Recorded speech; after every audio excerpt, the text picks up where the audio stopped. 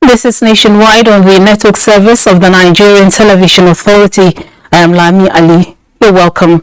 You can follow this news broadcast live on our website, nta.ng/live, and all our social media platforms displayed on the screen for updates. Now, President Muhammadu Buhari has left Abuja for New York, United States, ahead of annual meeting of world leaders in the United Nations General Assembly. The president was seen off at the airport by Minister of the FCT, Mohammed Musa Bello, Inspector General of Police, Usman Ali Baba, Director General of the DSS, Yusuf Magaji Bichi, and other senior government officials. The 77th session of the General Assembly, which begins on Tuesday, has as its theme a watershed moment, transformative solutions in interlocking challenges. Discussions will center, amongst others, on the war in Ukraine, the energy crisis, climate action, ending the COVID-19 pandemic, and transforming education. President Buhari, who is expected to address the world leaders on Wednesday, will also participate in high-level meetings and side events, including the Nigeria International Economic Partnership Forum, convened by Nigeria in partnership with the Business Council for International Understanding. The president will also attend other key events on a practical approach to sustainable durable solutions organized by the Ministry of Humanitarian Affairs, Disaster Management and Social Development, as well as the EFCC NEPAD program on combating illicit financial flows. The Nigerian leader is also scheduled to hold strategic bilateral engagements with other world leaders, renowned investors and heads of multinational organizations. On the entourage of the president are the First Lady Aisha Buhari, some governors, ministers, and other top government officials. In its continuous bid to further open up the country's economy to international capital and attract foreign investments, the Nigerian government, in collaboration with the Africa Business Roundtable, is organizing the second edition of the Nigeria International Economic Partnership Forum, a global economic investment platform, this time in New York, United States.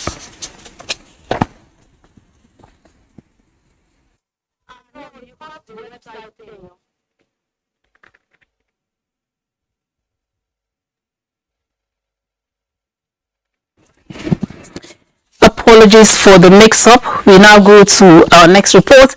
The Nigeria Consul General for the Northwest and Southwest regions of the Republic of Cameroon, Lawal Bappa, has been honored by Governor of the Southwest region, Bernard Okalia Bilai, with an authority to conduct services of the foreign mission called Exequatur.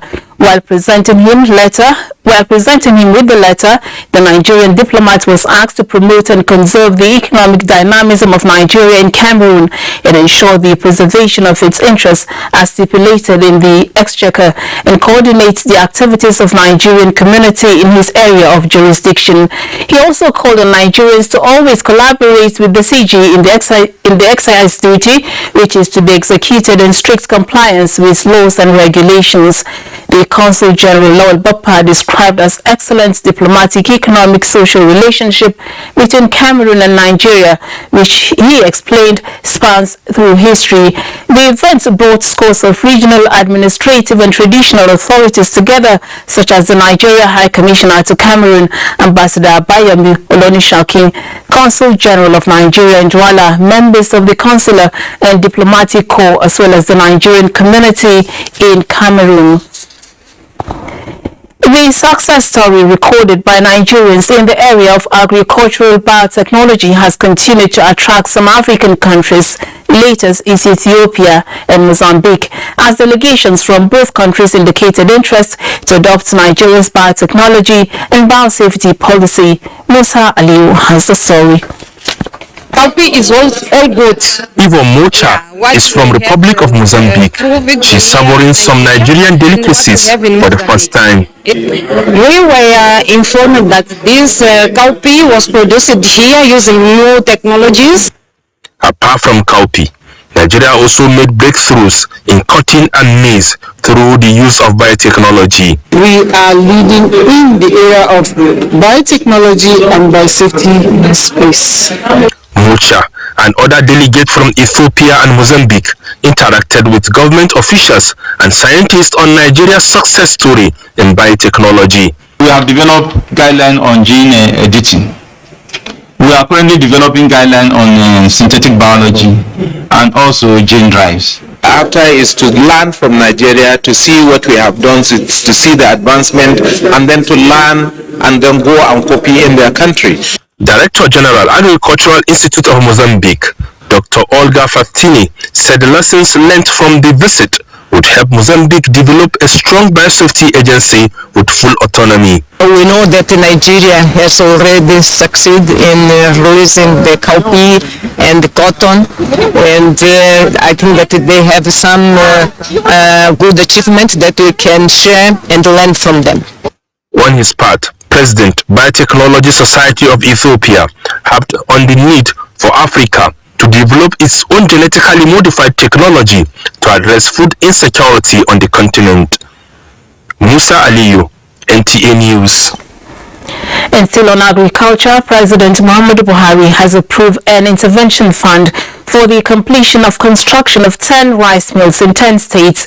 Minister of Agriculture and Rural Development Muhammad Mahmoud Abubakar, who announced this in Jos Plateau State, said the rice mills will each have the capacity to mill 300 tons per day. The mills are located in Jigawa, Kano, Adamawa, Niger and Kaduna. Other states are Gombe, Ekiti, Ogun, Bayelsa and the Federal Capital Territory.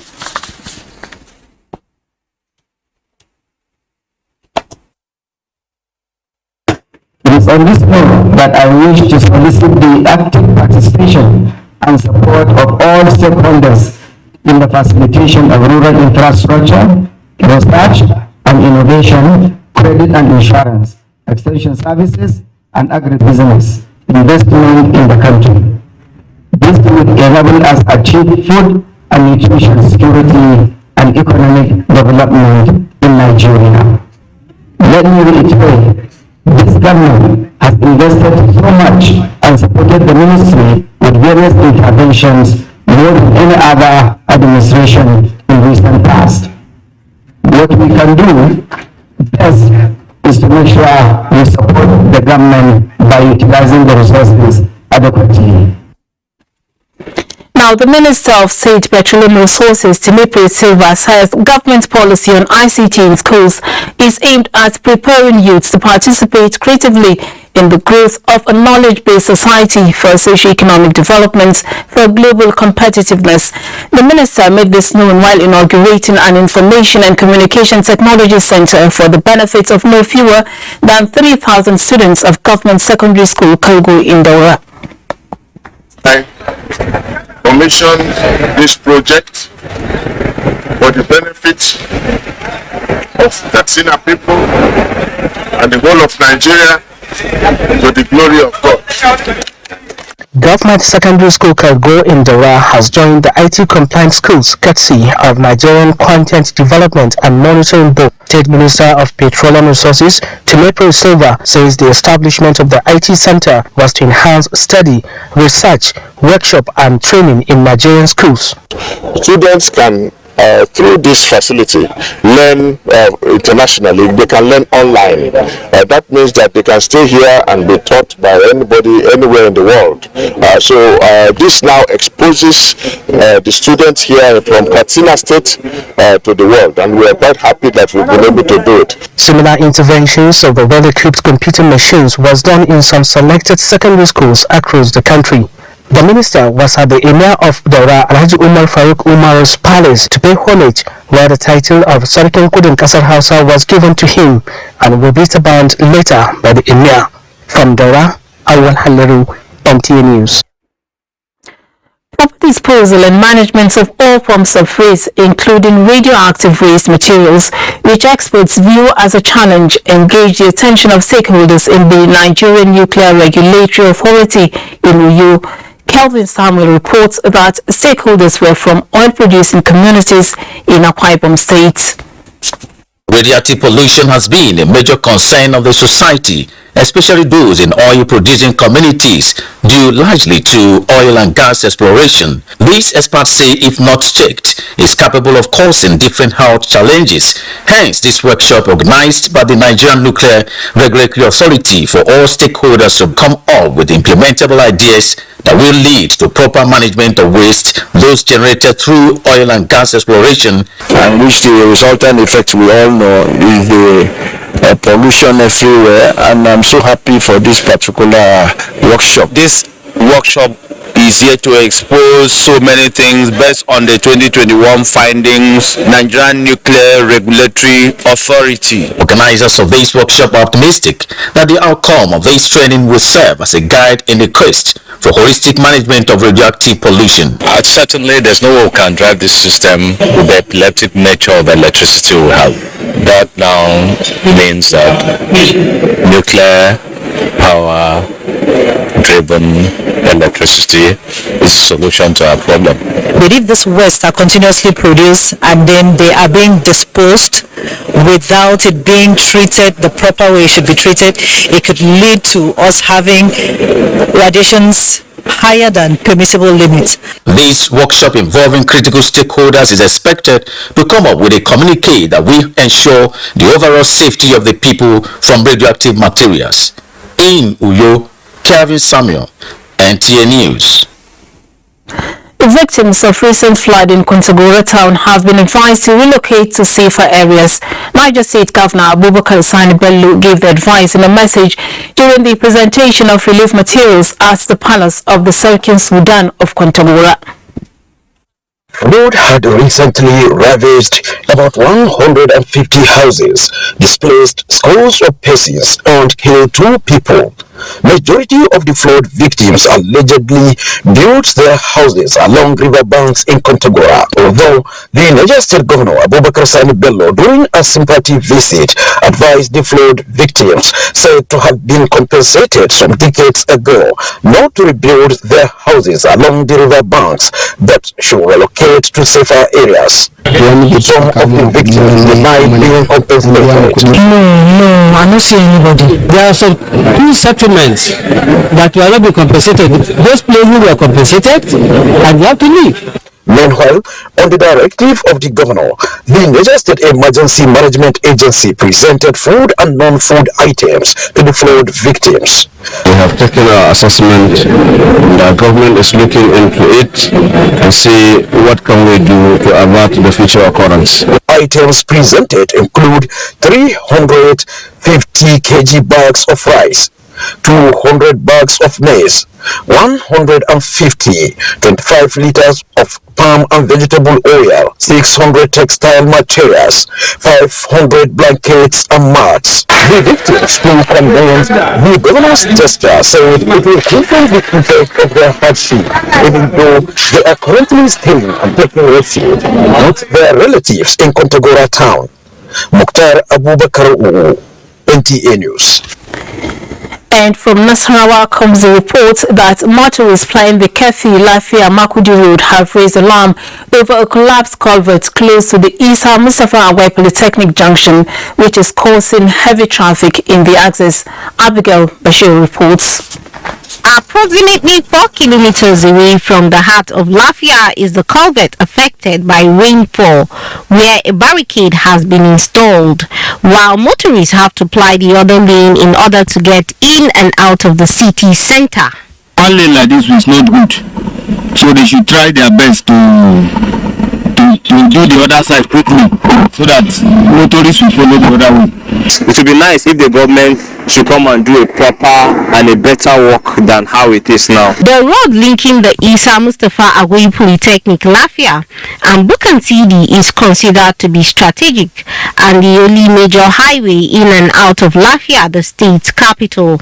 Meanwhile, the Federal Controller of Works in the state, Managing Director Nusra Urban Development Board, and the contractor visited the site to inspect and determine the level of damage. It's a cover that has collapsed, and you can see the mobilization. The contractor who is on the project is already mobilized to see what they can do to rectify the problem.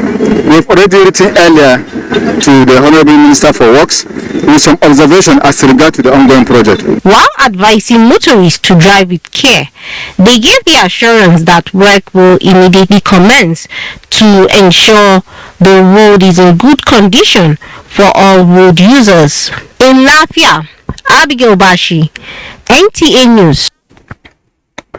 A four-story building under construction has collapsed at Iman Street by Aka Road in Uyo, the Akwa Ibom State capital. Eyewitness accounts say 2 persons died, 3 were wounded, while others are still trapped under the rubble. Kelvin Samuel reports. This is the scene of the building collapse right here in the heart of Uyo, the Akwa Ibom State capital. According to eyewitness, the incident took place exactly at about 5:30 p.m. on Saturday, the 17th day of September 2022, while business activities were still going on around here. I was still in the shop, like 20 minutes past 5. I left my shop. I said, let me go and make my nails. Immediately I left the shop. It was not even up to 10 minutes. They called me. Come to the shop, come to the shop. What happened? Just come to the shop. I left what I was, look at my nails. I did not finish making it. I came to my shop. That place that I was sitting down to sew, this thing fell on top of that my industrial machine. All my machine, like 13 machine here, is damaged. They rushed 4 people to the hospital. 1 died on the road. That night, they removed 1 dead body inside, and so many dead bodies are still inside because there was a living house the other side. I think my neighbor is gone because when I came to the house, he was in the house. And according to my neighbor, when I went out, one of my neighbors was asking him to boil water for him. So I'm very sure he was inside the house. Next year, I just hear the vibration of the house. Brrr, just like that. As before I rush out, the house was collapsed instantly.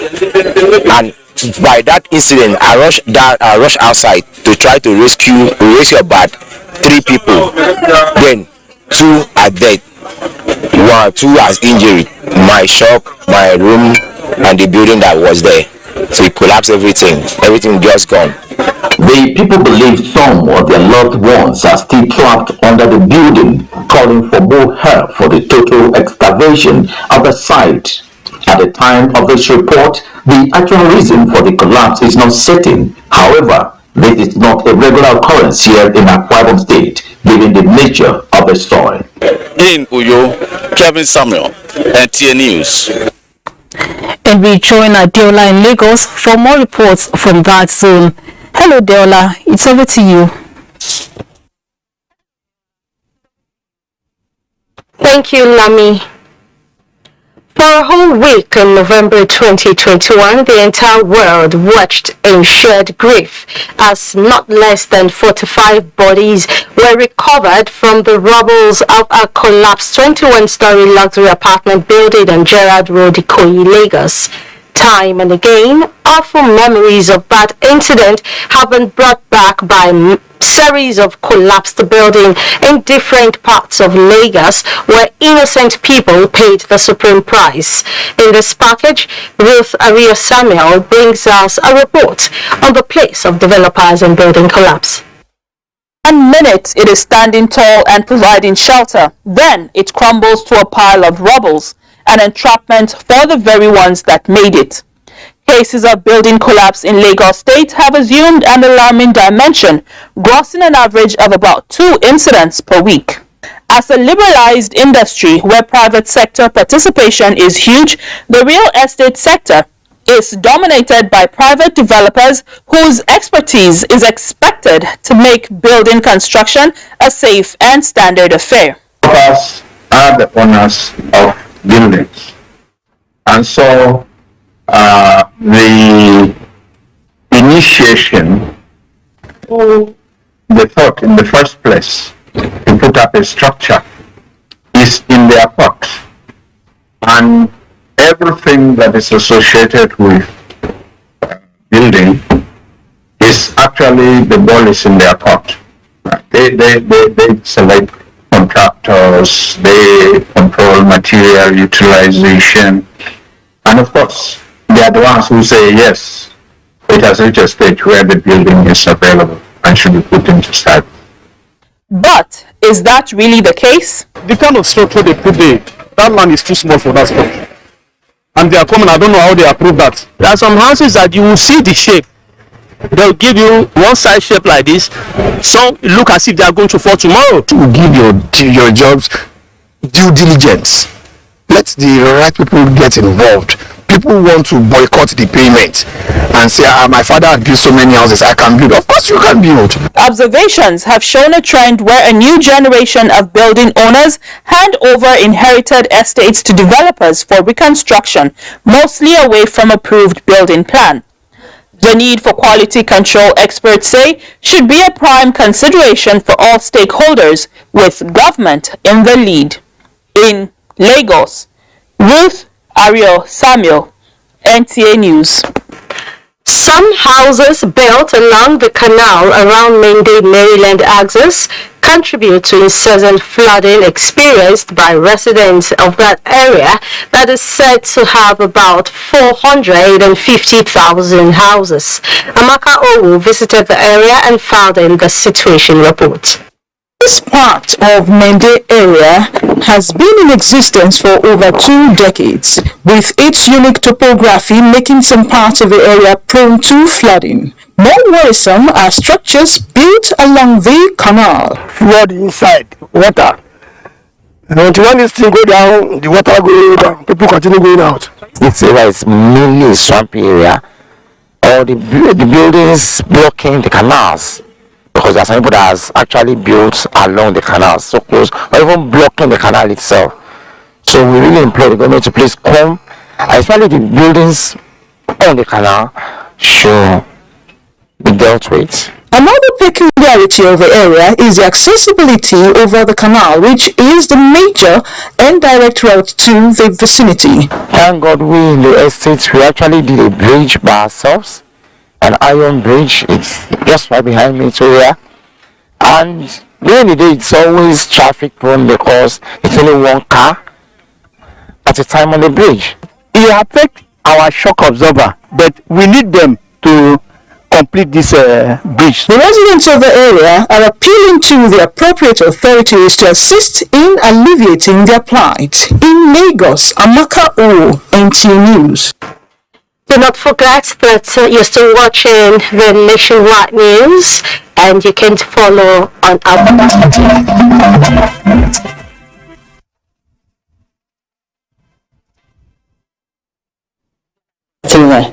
Sokoto State Government has provided relief items to about 7,000 internally displaced persons in Kebbi local government area. Sheikh Muhammad Detti reports.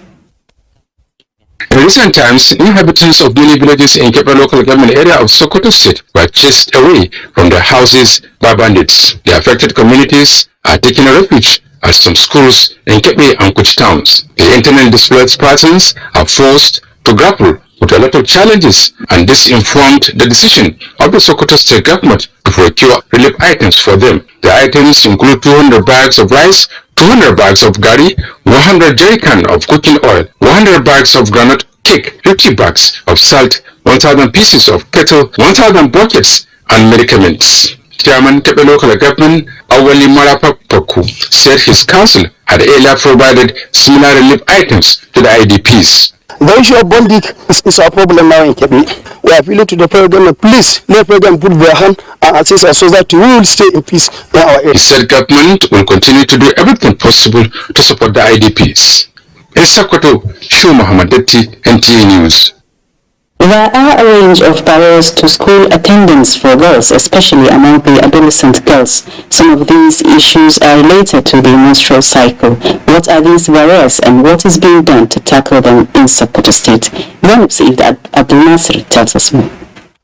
There are a range of barriers to school attendance and engagements for girls, which affects their retention and transition in schools. Some of these barriers could be lack of hygiene facilities, privacy, lack of effective absorbent materials or disposal materials, and lack of painkillers to mitigate menstrual pain. There is also the embarrassment, stigma, and lack of confidence when their menses comes while they are in school. This makes many adolescent girls miss days of learning due to menstruation.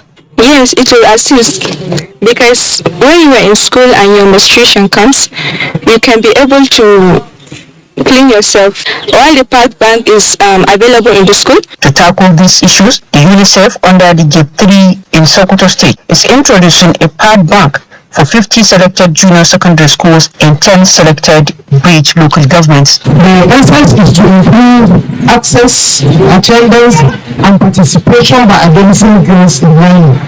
It is also to ensure accessibility of menstrual items by the girls.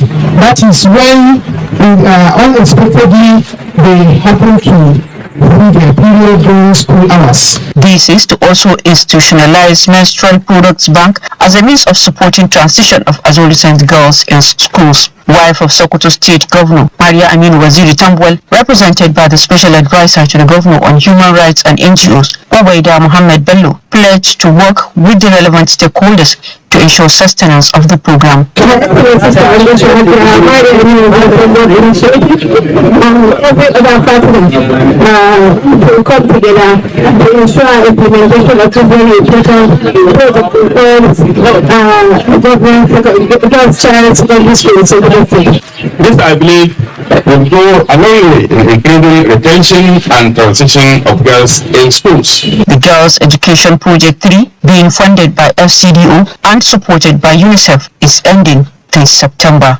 In Sokoto, Zainab Said Abdul Nasir, NTA News. And that's it from this end. It's now back to Lami in Abuja for more on Nationwide. Thank you so much, Sadia.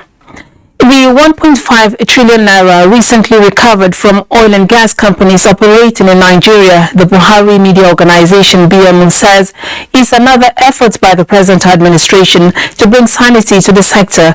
The amount was part of tax and fees identified by the Nigeria Extractive Industries Transparency Initiatives (NATI) in a 2019 report on a 2.6 trillion naira debt owed by 77 companies.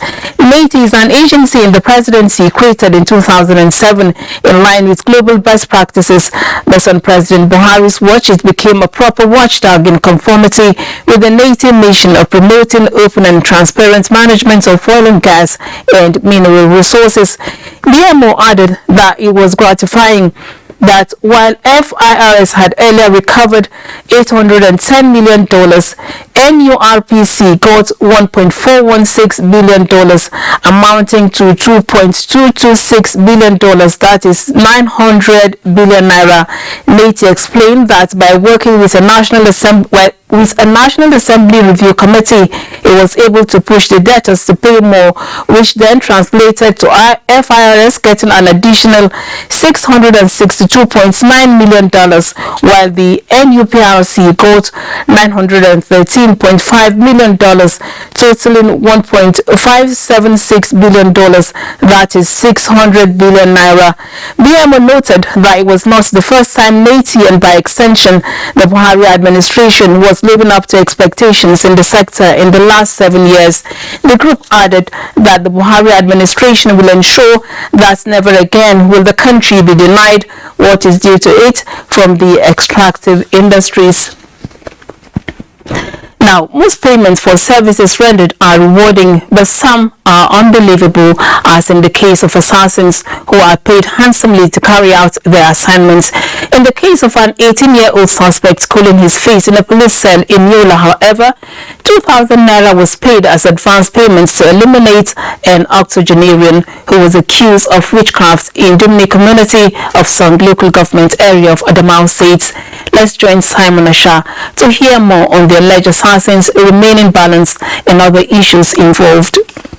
It occurred in Simba village of Dumne, some local government area of Adamawa State, with an 18-year-old hired assassin accused of killing an 85-year-old man for alleged witchcraft. The suspect, who confessed to the crime, said he was hired by a woman who accused the old man of killing her son by witchcraft with an advance payment of 2,000 naira and be paid the remaining balance of 3,000 naira after completing the assignment. It wasn't easy at all. I was given 2,000 naira only. With the money, I bought food and shoes. Investigation is now ongoing with a view to gather both human and material evidences that will substantiate the case of culpable homicide against the culprit. Similarly, a 38-year-old man was arrested for alleged setting the house of his rival ablaze in Jambilaba village, near the local government area of the state, after his girlfriend refused to marry him. I committed the act for selfish interest. The police therefore call on the general public not to take laws into their hands, but report any wrongdoing in their localities for prompt action. In Yola, Simon Asha, NTA News. And Benin is our next stop with Agatha as our guide. How are you, Agatha?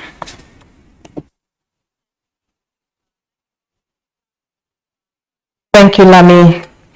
Victims of flood disaster in Isako Central local government area of Edo State are expressing concern with the neglect of their communities since the 2012 flood disaster that ravaged the area and has now become an annual problem. They spoke to NTA News on the fact-finding mission to the area on the situation and preventive measures taken to avert flooding this year. Victor John Acha reports. Udaba, Ofupo, Agbabu, Uguchi and Anebete are some of the riverine communities in Isako Central local government area of Edo State, which are always flooded during the rainy season. A visit to the area to find out their level of preparation towards averting the annual disaster revealed that the communities are already submerged in the flood, as many houses, farmlands and other valuables have been destroyed. Most of the houses in Daba that are close to valley area, they are all flooded now. It's a road that the one that you close by the road, which is the Zefo constructed to Daba. You can see people around now. And they carry our farm, our rice farm, cassava, and granite. They carry our houses. The people who are lamenting the neglect by relevant agencies have taken their destiny in good faith. We need their immediate attention now to rescue we and our children and women so that they will survive. Our foodstuff, rice, cassava, maize, and all the others, water have taken them the room. Have destroyed a lot of things here.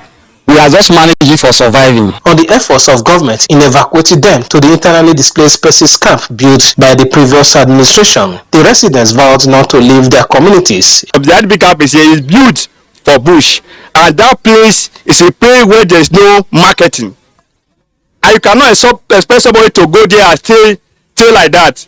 No food, nothing, and with the small one you have at home. We left it behind, then we begin to damage here and go there to stay idle and nothing to eat. I cannot run away from the community, because if I run away from the community, what about the spiritual aspect of it? The residents believe that since God has created them and made them settled in the area, there is nothing they can do to prevent the natural occurrence. Hence, they are ready to take what nature has made them to be in good faith. In Lekberi, Victor Odion Acha, NTA News.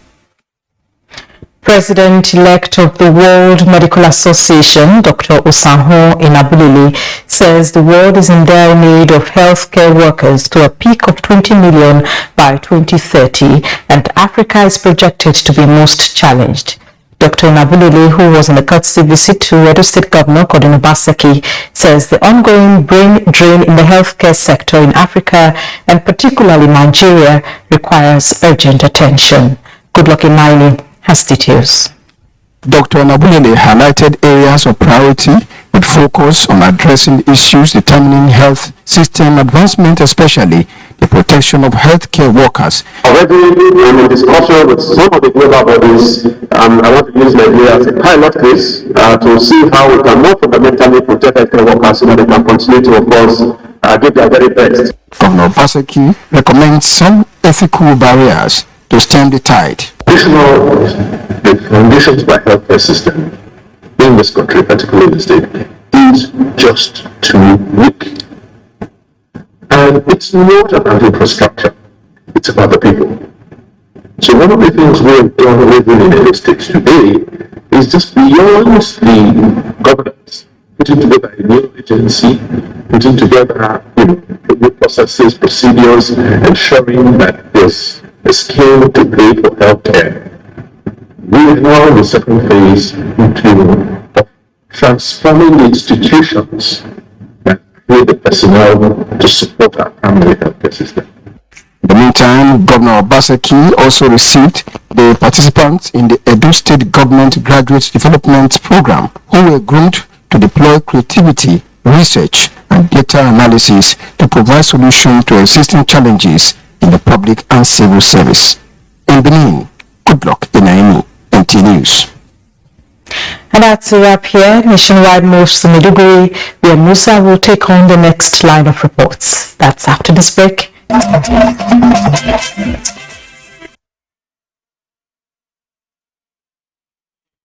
We've been there on Nationwide, and this is Maiduguri Network Center.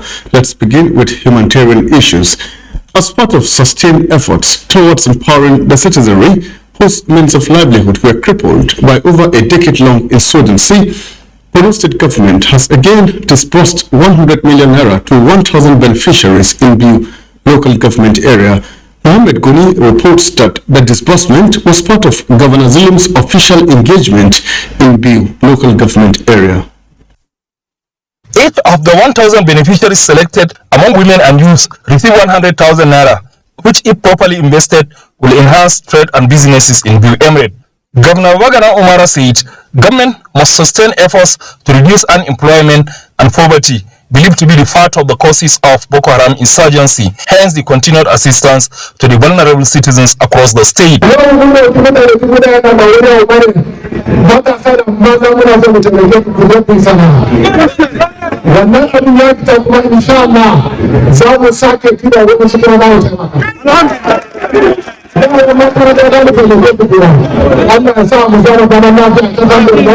Commissioner for Youth Empowerment, Sport Development and Poverty Alleviation, Sain Naboba, said the 1,000 beneficiaries were selected from wards across the local government area.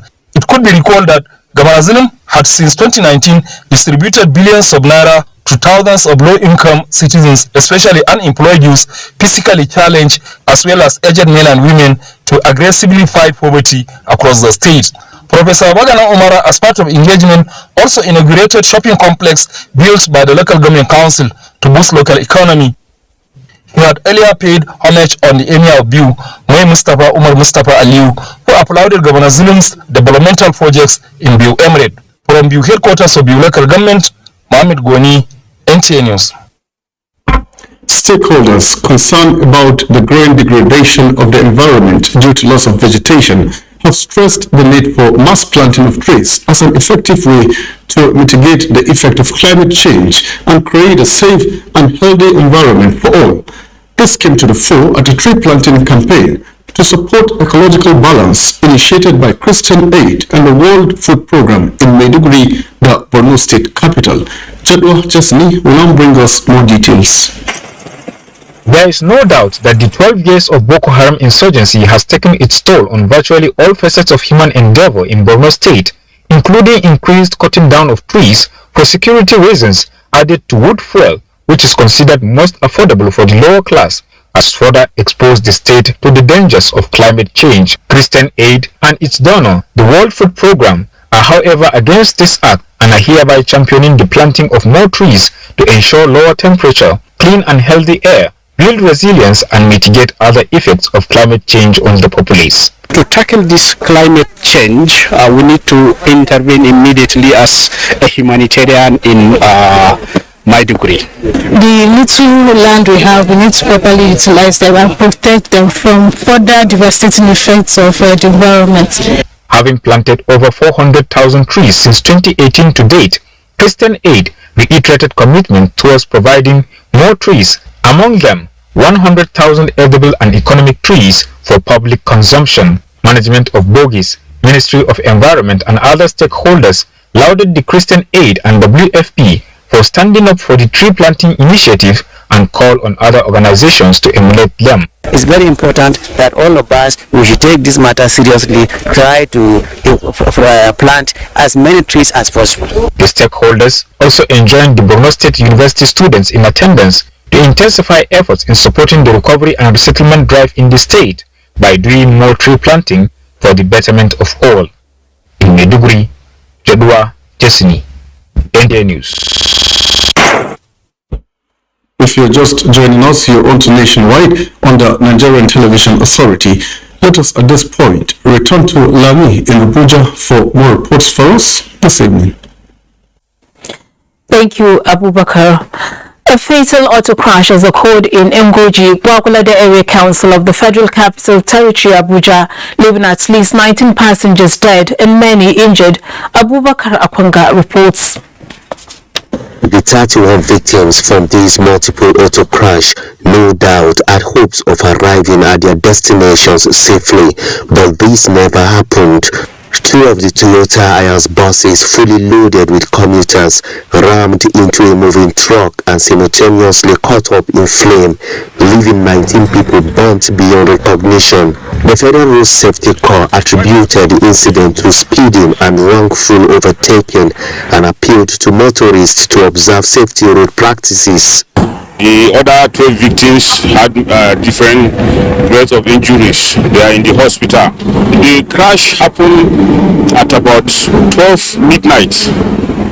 That means the visibility was low. The challenge with the night trip is that usually in a crash, the first responders are the community around that environment. So if the crash happens in the night, you may not have anybody that will come out to offer any assistance. The two vehicles which left Kano and Zaria in Kaduna State were bound for Edo and Akwa Ibom states. Meanwhile, the road had since been cleared for free flow of traffic. In Abuja, Abubakar Akwanga, NTA News. It is now a matter of days to commencement of campaigns ahead of the 2023 general elections, and Nigerians are hoping for a peaceful and issue-based electioneering period. The Article 2023 National Women Youth Group is taking a spiritual approach to this with an interdenominational prayer session in Abuja. Ekene Ndului reports. It is a gathering of women who believe the future will be brighter with the affairs of the nations in the hands of God.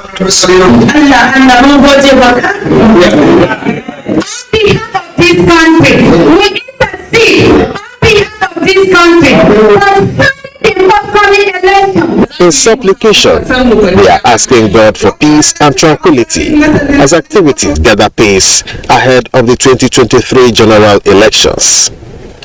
The group believes women have a huge role to play in the coming elections and can no longer take the back seat. I pray that the election will be successful and everybody will mind his way. Nobody should use anybody for bloodshed or whatever, because most especially our youth. I think as mothers it is pertinent and it's important that we have a Nigeria that you're not suspicious of your neighbor. That if your neighbor is from Maiduguri, you're not saying to your child, don't go to those people's house, don't eat those people's food. A Nigeria that works is their desire as they urge youths to shun violence this election season. We need to be united in this country before we can get anything done. It will be clearer in the days ahead if the women are up to the task as the Article 2023 National Women Youth Group is inaugurated. Ekene Ndului, NTA News. And NTA Djibouti, your heritage station, will soon be upgraded with state-of-the-art broadcast equipment to compete favorably and serve the people of Ijebuland better. The acting DJ of NTA, Abdulhamid Dembus, gave the assurance when he led other members of the management on a visit to the station. Correspondent Joel Popola reports. The acting DG Abdulhamid Dembus, who was in Djibouti on official assignment, took advantage of his presence in Ogun State to pay an unscheduled visit to NTA Djibouti, accompanied by executive directors of news, programs, finance, and other directors, zonal directors and general managers. The DG said the visit is to feel the pulse of staff and boost their morale to increase their productivity. This station is specifically being preserved. So I mean, must be seen to be having them, but you know, it's not everybody that has the product. So the talk of the time supposed to be for local programs. The officer in charge, NTA Ijebu, Alhaja Ramatu Salaudeen, said the station, which has a staff strength of 14, has been able to sustain its transmission in spite of the daunting challenges. She described the visit as a morale booster that will add value to its operations. The acting DG and his management team inspected some of the facilities in the studio and control room of the station and identified areas of possible intervention from the headquarters. The executive directors charged the station to place premium on regular maintenance of its equipment. In Ijebu, Joel Bukbola, NTA News. Now, hardly any day passes without one reading screaming headlines of gory tales of betrayals and rejection from sources least expected. In most cases, such events lead to deaths by those affected. To give hope to victims of such negative events of life, Hannatu Amos Hichaya comes up with a literature on Wavering Will. Juliana Nicholas brings us highlights of the book launch. She was just 2 years old when her mother died. At age 15, her father also died. All hope gone, dreams of becoming a scholar hanging on the scale, but perseverance and determination saw her through. Today, she is a PhD holder in international relations. This is the story of Hannatu Amos, the author of The Unwavering Will. Well, as all will as I am, I'm a jellyfish when it comes to acts of kindness. Hannatu put pen to paper in 231-page book to the hopeless, filled with some glimmer of hope for a country with unlimited potentials. But what it says, which one that anyone can read and enjoy, I would strongly recommend it for teenage girls and boys, as they will learn a lot about discipline, determination, hard work, faith, and hope.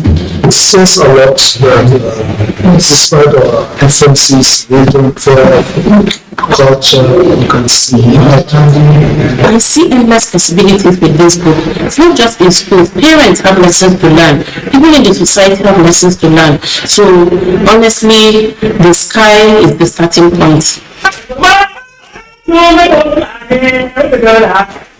Juliana Nicholas, NTA News.